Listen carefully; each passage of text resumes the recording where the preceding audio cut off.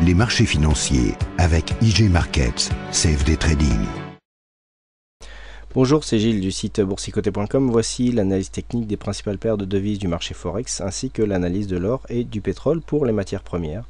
Nous sommes aujourd'hui le jeudi 28 juin 2012 et sur l'euro-dollar, donc nous avons une cassure qui a été constatée sur donc une cassure relativement puissante de cette zone des 1,2450 qui a provoqué donc un point bas sur la zone ici sous la zone des 1,2410 avant de remonter ici tester cet ancien support comme une résistance. Donc là on s'enfonce vraiment dans la baisse, puisque la phase de retournement ici, depuis cette phase de retournement où on était venu tester la bolle inférieure, et bien il y a eu un contact ici sur la moyenne mobile 20 exponentielle, et puis les cours se sont retournés pour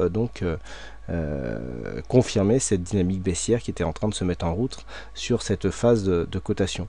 Alors ce dépassement nous permet de valider un trade donc du point de vue des signaux qui vous sont donnés tous les jours sur le site, puisqu'il y avait une cassure possible en cas de baisse donc sous les 1,2435.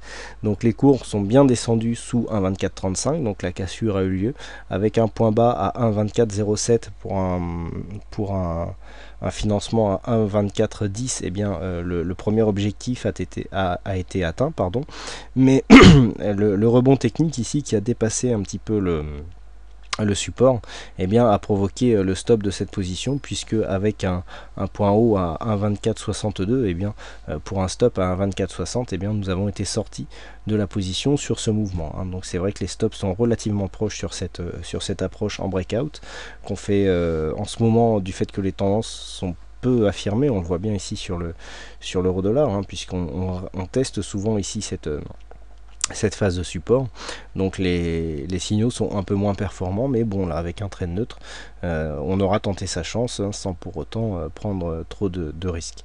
Donc du point de vue de la tendance, nous avons donc cette cassure des 1,2450 qui semble consommer, petite phase ici d'exagération qui a marqué un retour donc à l'intérieur de la zone blanche. Nous longeons la bande de Bollinger inférieure, et donc la dynamique est tout à fait orientée, comme elle l'était déjà, à la baisse. On voit que nous n'avons pas encore de survente, à part le stochastique ici qui commence à y rentrer, mais qui partait déjà de relativement bas. Le MACD nous montre que le potentiel est encore grand. Donc ici, continuité du signal baissier ici, enfin de la tendance baissière que nous constatons depuis maintenant quelques jours, avec un point d'invalidation qui se situe ici à 1,2525. On continue avec le câble qui confirme lui aussi sa phase baissière, un peu comme l'euro-dollar, mais d'une manière beaucoup plus différente et surtout beaucoup plus technique, puisqu'après avoir cassé ici ce support haussier, après avoir testé cette zone de support comme une résistance, les cours se sont écartés. On a marqué une première jambe baissière ici sur cette zone, qui a provoqué un rebond technique et donc qui a été confirmé par une nouvelle jambe baissière ici qui a cassé la zone de support et zone de point bas qui se situait ici aux alentours des 1,5550. Donc là on vient chercher le nouveau plus bas, l'objectif se situe à 1,5470.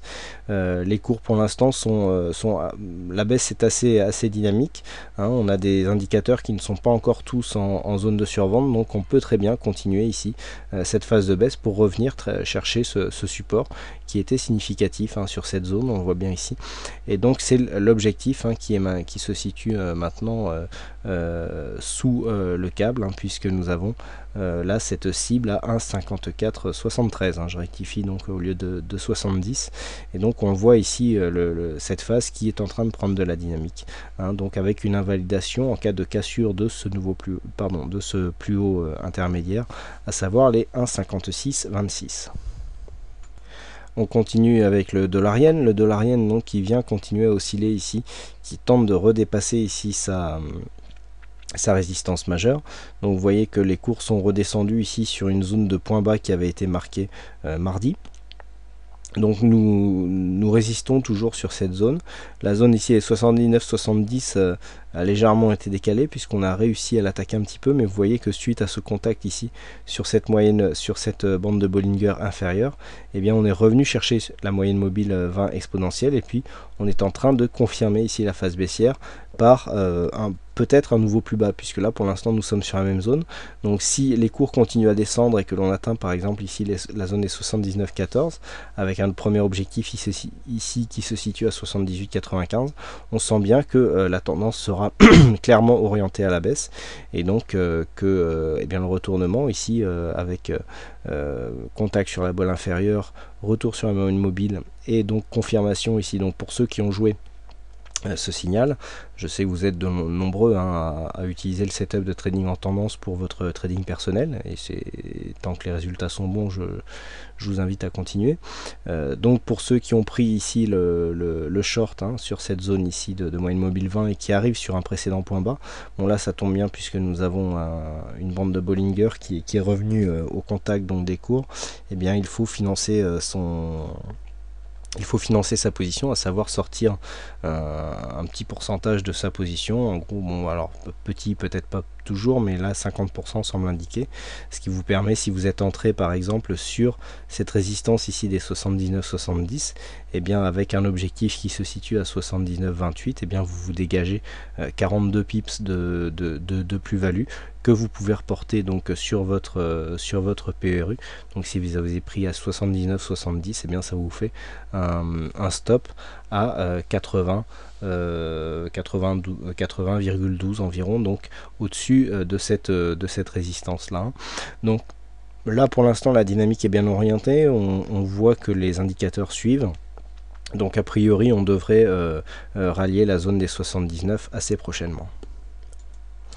On passe tout de suite aux matières premières et à l'or. Donc l'or qui avait marqué ici un contact avec cette résistance des 1561 $ l'once. On était venu ici se marquer un rebond technique ici sur cette zone de résistance des 1584. Vous voyez encore une fois comment le trading en tendance peut bien s'appliquer, puisque là on a nombreux contacts ici sur cette phase de baisse très dynamique. On revient chercher ici la moyenne mobile 20 exponentielle, et puis on retourne à la baisse avec un nouveau contact. On voit bien cette moyenne mobile qui fait bien office de résistante sur cette phase là, même si ici on pouvait prendre le signal beaucoup plus tôt, mais bon, on a eu une deuxième chance là. Alors on a moins de probabilité ici du fait que la descente ici ait été un peu se soit déjà un peu faite, mais toutefois là sur cette phase on voit bien qu'en venant casser ici cette zone d'ancien point bas, on a de fortes probabilités de venir rallier ici la zone des 1535 $ l'once sur cette phase ici d'exagération. Donc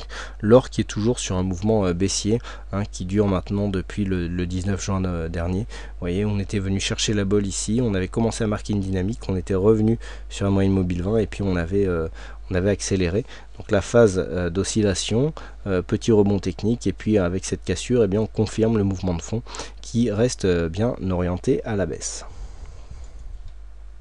Et enfin on termine avec le WTI. Donc le WTI qui est un peu la même forme, mais vous voyez qu'il n'y a pas de cassure ici du précédent point bas. Donc là pour l'instant on est beaucoup plus neutre sur le WTI, puisque on enchaîne les tests entre les contacts entre la bolle sup et la bolle inférieure.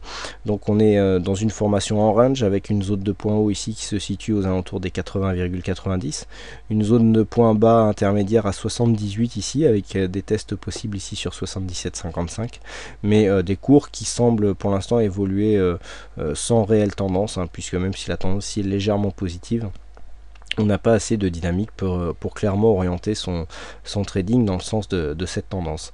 Au niveau des indicateurs, on est assez partagé, puisque vous voyez on a pas mal d'oscillations dans la zone neutre pour le stochastique RSI.